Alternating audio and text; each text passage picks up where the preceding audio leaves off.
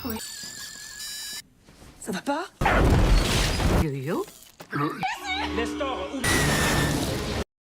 Welcome dear rockers. आज मैं आपको एक मजेदार मूवी समझाने जा रहा हूँ जिसका नाम है बिग बग। मूवी की शुरुआत एक घर में होती है जहाँ बहुत ज्यादा आधुनिक चीजों का इस्तेमाल किया जा रहा है, जैसे कि इंसानों की तरह दिखने वाले रोबोट्स वगैरह वगैरह। फिर हमें मैक्स नाम का एक आदमी दिखाया जाता है जो अपने बेटे टॉम को लेकर इस घर में आया है। टॉम एक अजीब सी मूवी देख रहा होता है जिसमें इंसान डॉगिस की एक्टिंग कर रहे हैं और उन डॉगिस के मालिक रोबोट्स हैं। ये मूवी वैसे हंसी मजाक के लिए बनाई गई है, लेकिन मैक्स टॉम से टीवी बंद करने को बोलता है क्योंकि मैक्स को ये मूवी ज्यादा मजाकिया नहीं लगती, उसको बड़ी बेकार लगती है। तभी उनके साथ बैठी औरत बोलती है, इस तरह के शो असली एक्टर्स की बेइज्जती कर रहे हैं, उनके टैलेंट का मजाक बना रहे हैं। जिसके जवाब में मैक्स बोलता है, तुम बिल्कुल सही बोल रही हो, ऐसे शो में काम करने वाले लोग कोई असली एक्टर्स नहीं है। लेकिन मैक्स का बेटा टॉम किस बात से बड़ा गुस्सा हो जाता है कि उसके पापा इस तरह की एक्टिंग को समझ ही नहीं पा रहे हैं। इस सब के दौरान हमको एक फीमेल रोबोट दिखाते हैं जिसका नाम मोनिक है। मोनिक मेहमानों के लिए खाने पीने की चीजें बना रही होती है। वो अपनी उंगली से एक लेजर बीम निकालती है और एक डब्बे को आराम से खोलती है। मैक्स और उसके साथ की औरत खाते पीते हैं और उस शो के बारे में बातचीत कर रहे होते हैं। तभी मैक्स उस औरत से पूछता है कि क्या कभी तुम भी एक्ट्रेस बनना चाहती थी। ये बात सुनते ही मोनिक मैक्स की तरफ मुड़ जाती है और किसी खास तरह के सिस्टम से मैक्स को स्कैन करती है और अब उसने ये पता लगा लिया है कि मैक्स इस समय कैसा महसूस कर रहा है, उसके अंदर फीलिंग्स क्या है और उसके दिल में क्या चल रहा है। और मैक्स अपने बेटे के पास आकर बोलता है, तुम अपनी जबान पर थोड़ा लगाम दो और तुम फालतू की बातें करना भी बंद कर दो। यहाँ आने से पहले मैक्स टॉम को अपने साथ नहीं लाना चाहता था और जो औरत मैक्स के साथ घूम रही है उसका नाम एलिस बैरली है और वो इस शानदार घर की मालकिन भी है। अब एलिस अपने दोस्त मैक्स को अपनी किताबें दिखाती है और अपनी रोज लिखने वाली डायरी भी दिखाती है।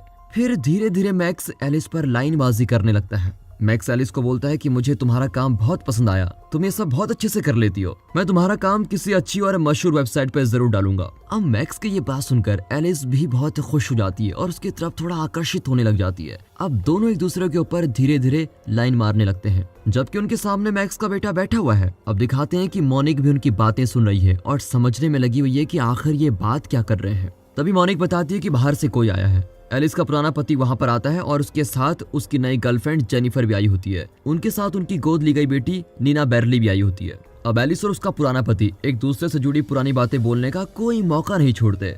दोनों मौका मिलता ही एक दूसरे को ताना मारना शुरू कर देते हैं, लेकिन उनकी बेटी नीना दोनों की ये फालतू बातें बंद करवा देती है। अब मोनिक को भी समझ आ जाता है कि यहाँ चल क्या रहा है। उसको अच्छे से पता लग गया है कि उसके आसपास के इंसान कैसा महसूस करते हैं, उनके अंदर फीलिंग्स क्या है। तभी एक खास मशीन की मदद से मोनिक को पता लगता है कि उनके घर में कोई जबरदस्ती घुस आया है और फिर पता लगता है कि वो जबरदस्ती घुसने वाला तो सिर्फ पड़ोसियों का एक डॉगी है। वो डॉगी कूदकर एक उड़ते हुए गैजेट को निगल लेता है। फिर सभी लोग इस बारे में बात करने लगते हैं कि वो उड़ता हुआ गैजेट डॉगी के शरीर से कब बाहर आएगा और कैसे आएगा, लेकिन जल्द ही डॉगी उल्टी कर लेता है जिसकी वजह से वो उड़ने वाला गैजेट बाहर आ जाता है। लेकिन ऐसा लग रहा होता है कि जैसे कि इस गैजेट में कोई गड़बड़ी हो गई है, उस मशीन को कोई इंसान काबू ही नहीं कर पाता। फिर मैक्स उस गैजेट को पकड़कर पूरी तरह ही तोड़ देता है। अब एलिस का पुराना पति विक्टर बैरली वहां आता है और वहां पर चल रही चीजों को समझने में लग जाता है कि यहाँ हो क्या रहा है। अब ध्यान इस बात पर जाता है कि उनके कमरे में ज्यादा से ज्यादा रोबोट्स किसी न किसी वजह से आ रहे होते हैं। तभी फ्रैंकोइज नाम की एक पड़ोसन घर के दरवाजे पर खड़ी होती है जिसके बारे में किसी खास मशीन की मदद से पता लग जाता है।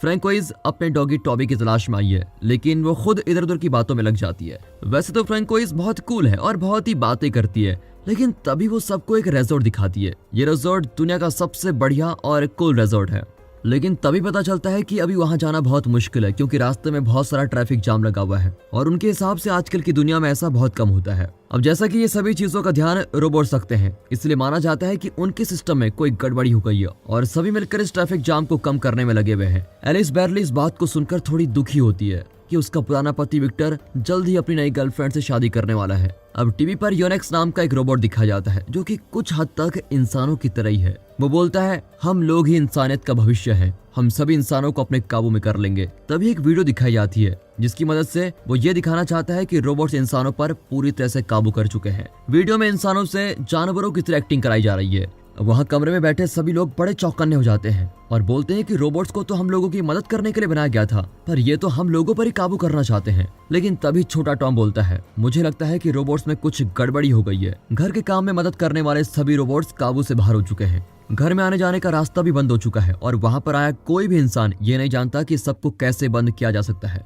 वहाँ आने वाले और रहने वाले सभी इंसान घबराए हुए हैं। अब हमें दिखाया जाता है कि घर के सभी रोबोट्स इकट्ठा होकर बातचीत कर रहे हैं कि कैसे इंसानों का प्यार भी उनके लिए जरूरी है। वो लोग योनेक्स से जुड़े खतरे के बारे में जानते हैं, इसलिए वो सभी रोबोट्स इंसान की सुरक्षा करना चाहते हैं। घर का सबसे जरूरी रोबोट आइंस्टीन बाहर आता है और सभी सिस्टम को दोबारा से शुरू करने की कोशिश करता है। वो सभी इंसानों की तरह काम करने की कोशिश करते हैं, लेकिन वो रोबोट्स ऐसा बिल्कुल नहीं कर सकते। तभी पता चलता है कि कोई भी यहाँ से बाहर नहीं जा सकता, क्योंकि गवर्नमेंट ने सभी की सुरक्षा के लिए किसी खास तरह का लॉकडाउन लगा दिया है। अब घर में फंसे हुए सभी लोगों के बीच में घबराहट बढ़ती जाती है। इस सब की वजह से जेनिफर मोनिक पर हमला भी कर देती है। सभी लोग जेनिफर की इस हरकत को देखकर अब भड़क जाते हैं। उसका होने वाला पति भी उसको समझाता है कि देखो, तुम्हें इस तरह की हरकतें नहीं करनी चाहिए। फिर रोबोट आइंस्टीन इस सब लड़ाई झगड़े को रोकने के लिए इधर उधर की बातें शुरू कर देता है। तभी टीवी पर यह बात पक्की कर दी जाती है कि रोबोट्स के सिस्टम में कोई गड़बड़ी चल रही है। अब घर में रुके सभी लोग ये सोच रहे होते हैं कि आखिर दरवाजे को खोले कैसे, क्योंकि घर के बाहर एक हैंडल लगा हुआ है जिसकी मदद से मेन दरवाजा खोल तो सकते हैं, लेकिन कोई भी ऐसा कर नहीं सकता क्योंकि सभी तो घर के अंदर फंसे हुए हैं। अब घर में फंसे सभी लोग अपने सोने के लिए कोई खास जगह ढूंढते हैं। मैक्स और एलिस अकेले जाकर सोना चाहते हैं, लेकिन सभी लोगों को अलग अलग कमरा देना बहुत मुश्किल है। इसकी वजह से सभी लोगों के बीच दोबारा से झगड़ा होने लगता है। एलिस इस सब की वजह से बहुत ज्यादा गुस्सा हो जाती है। फिर मोनिक को दिखा जाता है जो कि इंसान की फीलिंग्स का कुछ ज्यादा ही इस्तेमाल कर रही है और मैक्स के कुछ ज्यादा ही करीब आ जाती है, लेकिन मैक्स इस सब से डर जाता है और वहां से भाग जाता है। दूसरी तरफ साफ सफाई करने वाला रोबोट फ्रैंकोइस के करीब आने की कोशिश करता है। अब नीना और टॉम नीना के कमरे में बैठे हुए बातें कर रहे होते हैं। तभी अचानक टॉम नीना को किस करने की कोशिश करता है, लेकिन नीना ऐसा कुछ नहीं करने देती। यहाँ मैक्स और एलिस को अकेले में रहने का मौका नहीं मिल रहा होता है। जेनिफर इस घर में फंसे रहने की वजह से बड़ी पागल ही होती जा रही है। उसका बॉयफ्रेंड विक्टर अपनी गाड़ी को तेजी से घर के दरवाजे पर टकराता है, लेकिन उसका ये प्लान भी बेकार साबित होता है। अब उस कमरे में बहुत ज्यादा गर्मी होने लगी है और इस वजह से सभी लोगों के बहुत बुरे हाल हो गए हैं। अब टीवी पर एक प्रोग्राम दिखाया जाता है जिसमें इंसान और रोबोट्स एक दूसरे से बहस कर रहे होते हैं। रोबोट्स अपने इस बात पर अटके हुए हैं कि इंसान रोबोट्स के काबू में ही रहेंगे। अब इंसानों जैसा दिखने वाला एक रोबोट जिसका नाम ग्रेग होता है, वो दरवाजे पर खड़ा होकर अंदर आने देने को बोलता है। फिर सभी रोबोट्स के हाँ बोलने पर मोनिक दरवाजे पर खड़े इस रोबोट को अंदर आने देती है। वैसे ग्रेग फ्रैंकोइस का रोबोट है। ग्रेग बताता है कि फ्रैंकोइस के घर पर योनेक्स रोबोट आया था जिसने टॉबी को मार दिया था और मुझ में भी बदलाव करना चाहता था। ग्रेग अचानक ही सभी के सामने फ्रैंकोइस के साथ गलत हरकतें करने लगता है, जिसकी वजह से फ्रैंकोइस ग्रेग को बंद कर देती है। अब ग्रेग के बंद पड़े शरीर को स्टोर रूम में बंद कर दिया जाता है। दूसरी तरफ नीना बैरली अपने कमरे में टॉम को किस करती है। फिर सभी रोबोट्स ग्रेग को ठीक करते हैं और वहां चल रही सभी चीजों के बारे में समझते हैं। तभी ग्रेग बोलता है कि तुम सभी को थोड़ा मजाकिया बनना पड़ेगा। सभी रोबोट्स रिबूट हो जाते हैं जिससे उनमें कोई नई खासियत आ जाए। इस सब के दौरान एलिस मैक्स से मिलने के लिए कुछ सेक्सी कपड़ों की तलाश में लगी हुई है। सभी रोबोट्स एलिस की लाइब्रेरी में जाकर किताबें पढ़ने में लगे हुए हैं। इसके दौरान दोनों आदमी बातें कर रहे होते हैं कि उन्हें कोई ऐसा प्लान बनाना चाहिए जिससे वो रोबोट्स को पटा सकें ताकि रोबोट्स इंसानों को बाहर जाने दे। मैक्स और एलिस एक और बार एक दूसरे के साथ मूड बनाने की कोशिश करते हैं, लेकिन रोबोट दोबारा उनके पास आ जाते हैं। इस सब की वजह से एलिस बहुत ज्यादा तंग हो चुकी है। सुबह होते ही इंसान साथ बैठकर नाश्ता करते हैं और एलिस सभी को कुछ खास डिशेस बना के देती है। इस समय टीवी पर योनेक्स दिखाया जा रहा होता है जो कि इंसानों की मीट से बनी किसी चीज को एड में दिखा रहा होता है। सभी लोग ये देखकर जल्दी से जल्दी यहाँ से भागना चाहते हैं ताकि वो योनेक्स से बच सकें।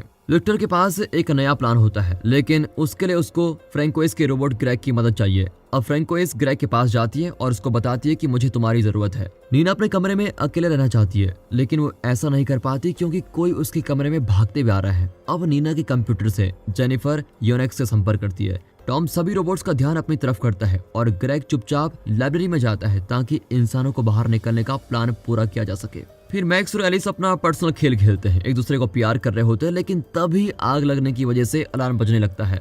बेचारे मैक्स और एलिस को दोबारा से रुकना पड़ता है और सभी लोग नीचे मेन कमरे में पहुंच जाते हैं।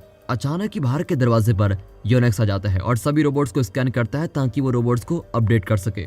वो बोलता है, यहाँ रह रहे किसी इंसान ने मुझे बताया कि इस घर में कोई गड़बड़ी चल रही है। एलिस बताती है, मैंने तो ऐसा कुछ भी नहीं कहा है, लेकिन जेनिफर को देखकर लग रहा होता है कि उसी ने योनेक्स को बुलाया है। किसी तरह से योनेक्स जेनिफर को काबू कर लेता है। फिर सभी लोग जेनिफर को रोकने की पूरी कोशिश करते हैं, लेकिन वो दरवाजा खोल देती है जिससे योनेक्स अंदर आ जाता है। एक एक करके वो सभी रोबोट्स को बेकार करता जाता है। अब योनेक्स घर की जांच करने में लगा हुआ है। उसको ऐसी बहुत सारी चीजें मिलती हैं जो कि घरों में रखना मना है। वो सभी को बताता है कि उन्हें गलत काम करने के लिए अब सजा मिलेगी। वो आगे एलिस को बोलता है, तुम्हें तुम्हारी गलतियों की वजह से जेल में बंद किया जाएगा।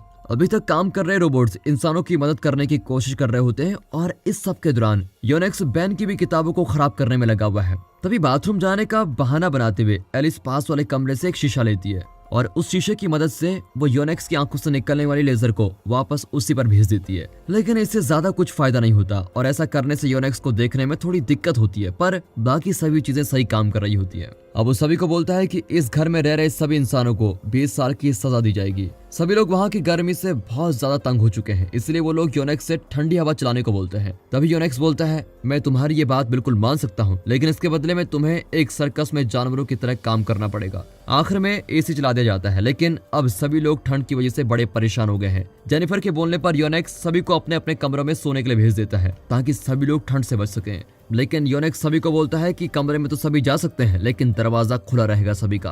अब सभी इंसान और घर के रोबोट्स मिलकर एक नया प्लान बनाते हैं। सभी कपल्स एक दूसरे को प्यार करते हैं। मॉनिका एक बहुत अच्छा प्लान बनाती है। अब मैक्स को दिखाया जाता है जो कि अभी चल रहे टेंशन की वजह से सेक्स भी नहीं कर पा रहा है और गुस्से में वो उल्टा फुल्टा बोलने लगता है।